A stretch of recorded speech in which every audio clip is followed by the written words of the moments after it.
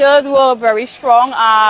They would have been focused, trying to ensure that they put out what we have been working on.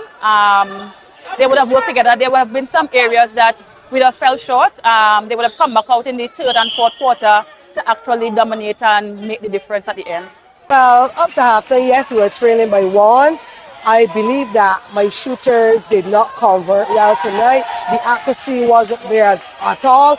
During the tournament, we had better accuracy than this, and I think we fell down on our shooting, and also we had some little niggling problems within the team with players coming down with the cold and everything like this, but we still try to fight it through.